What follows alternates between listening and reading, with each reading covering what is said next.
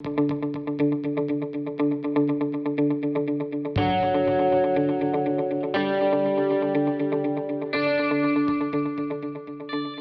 everyone, I'm Saima Mohsin. Thanks very much for joining us for this very special Lahore Lit Fest session. It's a real pleasure to be a part of Lahore Literary Festival once again.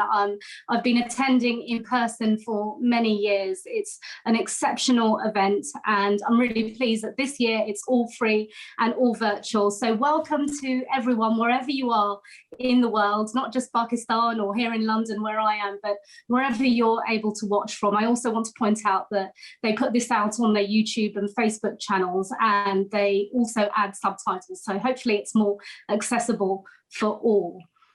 Now, today we have a very special guest that I'm going to be in conversation with. That is Zafar Masud, one of only 2 survivors of the plane crash of flight PK8303. And at this point, I think before we move on, it's very important for me to give a trigger warning because we will be covering themes that some viewers may find upsetting. And of course, if any people who are friends or family of the victims of PK8303 or other similar events may not want to continue watching. So I will also like to pay tribute in that vein to the victims of that flight. And before we continue with the conversation, Zafar Masud would also like to say a few words and pay his tribute to the victims. Zafar Saab? Yeah, thank you, Saima. It's really a pleasure to be part of LLF. You know, I've been following LLF distantly for some time now. And you know, it's a great honor and privilege, you know, sympathize and pay tribute to the, you know, those 97 innocent souls which lost their life in this very, very tragic accident. There is a strange bond between me and them, which probably people don't understand it.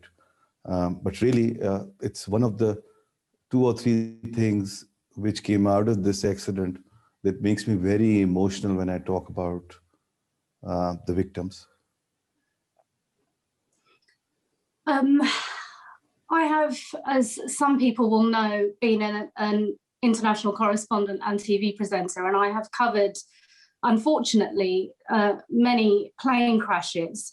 And not just a plane crash, of course, there's also the missing plane MH370, where it's still yet to be found and their friends and family are still waiting for news. But I have never interviewed the survivor of a plane crash. And I want to first of all ask you just a really simple question. How are you? How are you doing? I'm doing much better now. You know, physically much improved. Mentally also, I was very lucky because you know, I had fainted before the plane crashed. And when I got the consciousness, I was already rescued. So, you know, as far as my mental state is concerned, that's okay. Although I'm very, very sentimental about a few things.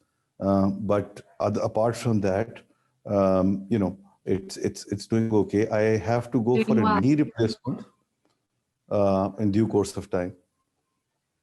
Well, good luck with that. I want to take you back to that day, May 22nd, 99 people on board, 97 of them died that day, 2 survived, you are one of them.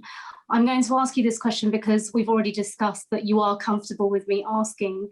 Talk us through what you remember of those moments just before the plane crash. Yeah, so, you know, it was a very interesting day. You know, everything seemed to be in a rush. You know, I woke up much ahead of my usual time of waking up on a holiday. I got to the airport, although I'm notorious about getting late at the airport, the nick of time. But, you know, reaching the airport 1.5 hours ahead. And by the way, the flight taking off ahead of time as well. So it seems that there was something waiting, some sort of a rush which is there. And then the flight was smooth. until they tried to land in Karachi, and they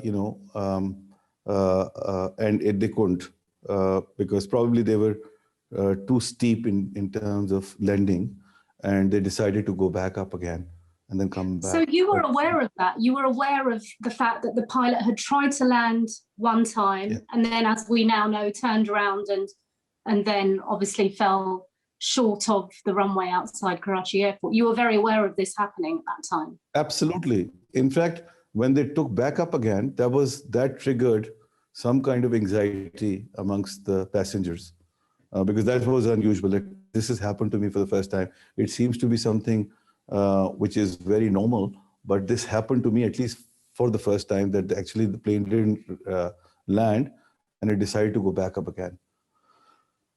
And then, 30 seconds before the plane was about to land, there was a kind of a jerk, and I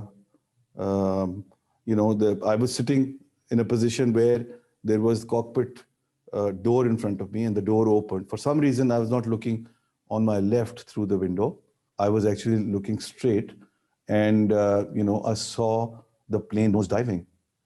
And that was the time when I realized that, this is now inevitable, plane is crashing, and the survival seems to be a remote possibility. And you blacked out, as you say, just before, and then suddenly woke up amidst the debris. We've discussed this. It must be quite hard for you to reconcile the fact that, you are one of only two people who survived, and not just the people on the plane, but obviously there were people on the ground, and one person did die on the ground too.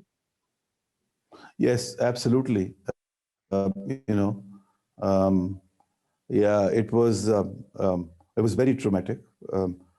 As I said, luckily, I kind of fainted before the plane crashed, and I only got the consciousness when I was rescued. And, that gave a new meaning to me altogether in two senses. One is that, people are generally good people who were rescuing me. They were doing it without any interest or knowing who I was. And, I could possibly be of any benefit to them in future. They had no idea about that, and they were just doing this out of sheer goodness and as a good human beings. So that has changed my perspective about people. I believe that people are generally good people, and we need to give them leeway. We need to give them, we need to be a bit lenient on them. At times we become very harsh and form opinions, but I think people generally are good people, with the exception of few. The other thing is, Saima, which is very, very traumatic, and that makes me very emotional, is the fact that, there's something called survivor's guilt. And, I try and avoid, the families of the victim.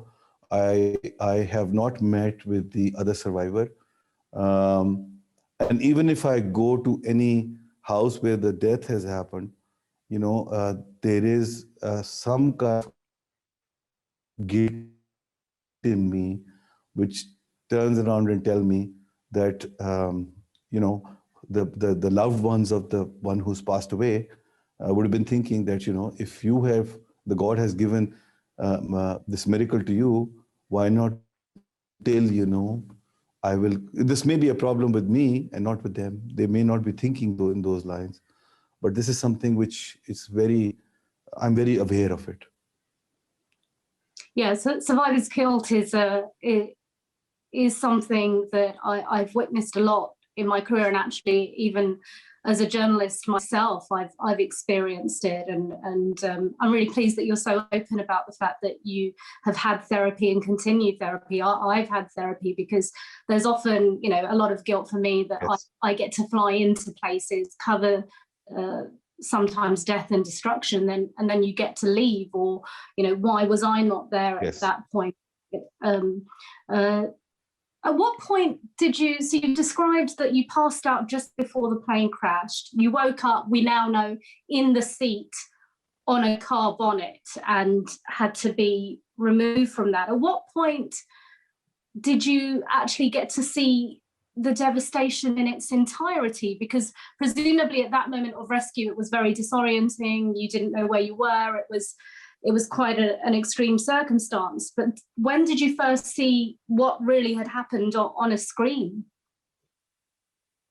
Yes. So at that time, it was just happening at the split seconds.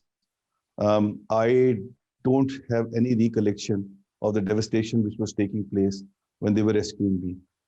But when I got to the hospital, I went to first hospital, the military hospital first, and then to the eventual hospital for my treatment. That's where I was shifted to the room pretty quickly, and that's where I started asking. By the way, I've been asking about the fate of my fellow passengers. At that time, I did not know who was on that flight, but later on only I found out that there were a few of them that I knew personally. But for some reason, even when I got the consciousness and they put me in the ambulance, my first question was, what happened to the plane and to the other passengers? And same was my question when I got to the hospital number 1. And when I got to the hospital number 2, I asked the same question again. And that my family was not keen, my friends were not keen to show me any videos of the sorts, but I insisted. I really wanted to know what was going on with the other passengers. And that's where I got exposed to the real devastation. And I was told that only 2 people survived and everybody else has moved on. And that was the first time, and it was very, very sad. It was very traumatic. Um, I don't have words to express how upset I was when I found out that, it was that horrible an accident. I'm going to talk to you about something we discussed when we first spoke, which is about the media coverage of the event. As a journalist, obviously, that is where my interest also lies, as well as finding out what your experience was. I wrote at the time about my opinions of the media coverage and how I felt that certain boundaries had not been met, and there was a degree of insensitivity. There were, what did I say? I think I said something about you don't have to be graphic in a graphic. There were almost cartoon imagery of the plane crashing being made. How did it make you feel when you saw that coverage? I'm very glad, Saima, that you asked me this question, because nobody has asked me this question so far. I have already, been interviewed for, I would say 15, 20 times, but nobody asked me that question.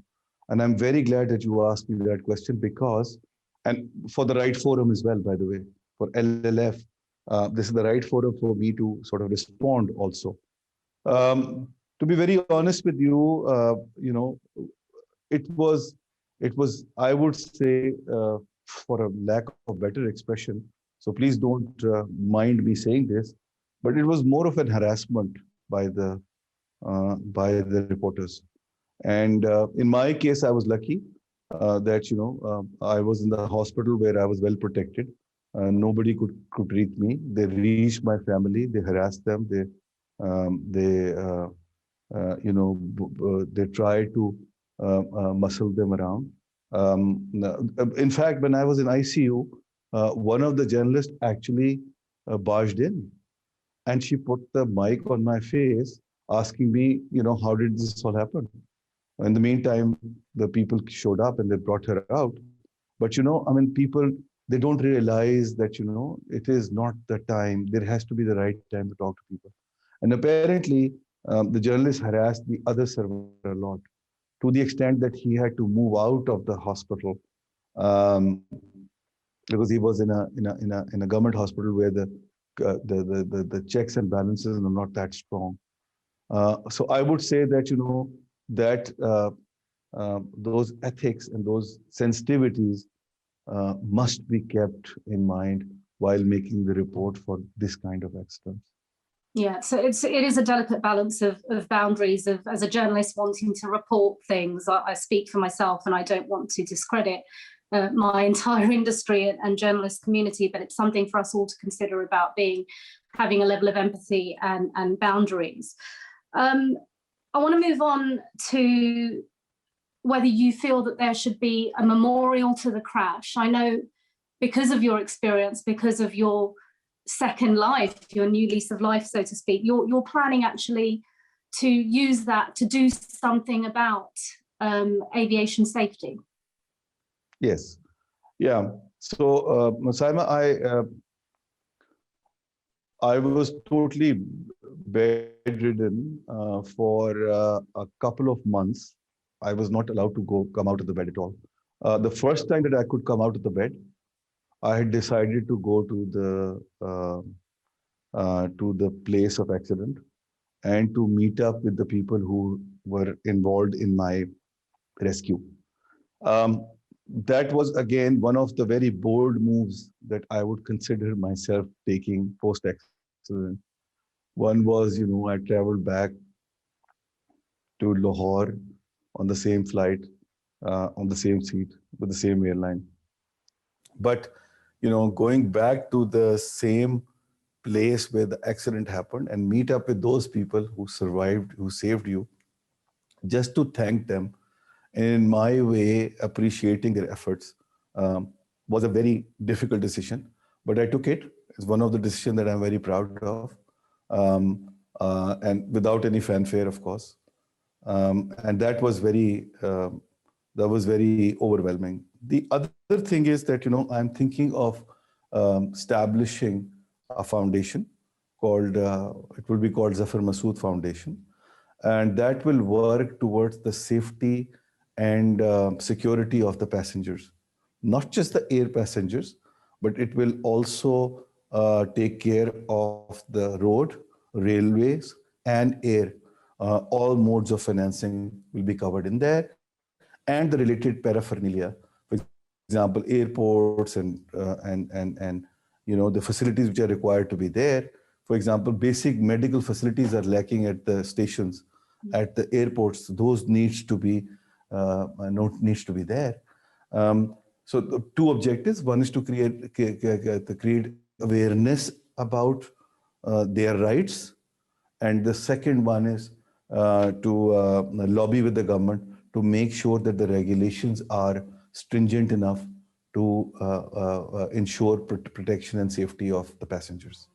Do you think enough is really being done about, let's just stick with air safety in Pakistan? This is, of course, unfortunately not the first crash that has happened, and still it seems a little stagnant, doesn't it? Absolutely. Absolutely. And the unfortunate part is that I don't think even post this very horrible accident, anybody has done something substantial to make sure that, these things are not repeated again. Not at least from a regulatory standpoint, not at least from creating the awareness of the passengers. Because when the passengers are aware of it, they demand those things. And I thought that this is my duty. The God has given me the second life, and it is my duty now to contribute towards this thing which I've experienced myself. And I think this is very important, that somebody will take the lead on this. By the way, I don't think something of that sort exists globally either.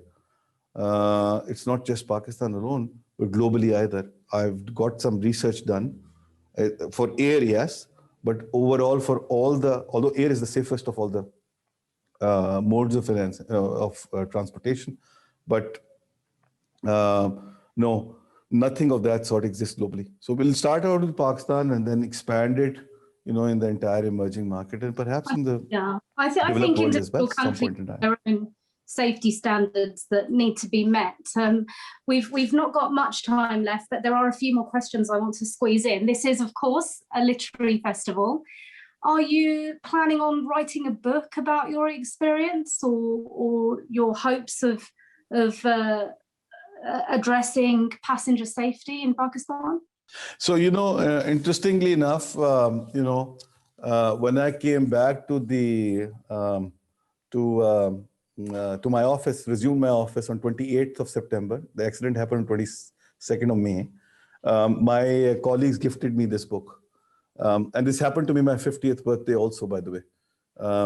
So they lumped the two in together, and then they gave me this book, which I found very dear to myself. It has all the pictures and news items and articles which were published post this accident, horrible accident. But I do intend to write something about it. I've been offered to co-author something in the publication which is coming up by an international, author, and it's a training institute. But I would like to do something on my own also, especially related to this accident and the experiences that I got post these accidents. For example, the whole piece now I believe on management by empathy. I always believed in that, but that's kind of reinforced. And then environment also supported it. The post-COVID environment will be a changed world. And I think empathy will play a very, very major role in terms of understanding other people's problems, motivating them, and then getting the best out of them. So yes, I intend to write about this accident. I intend to write my experiences post this accident.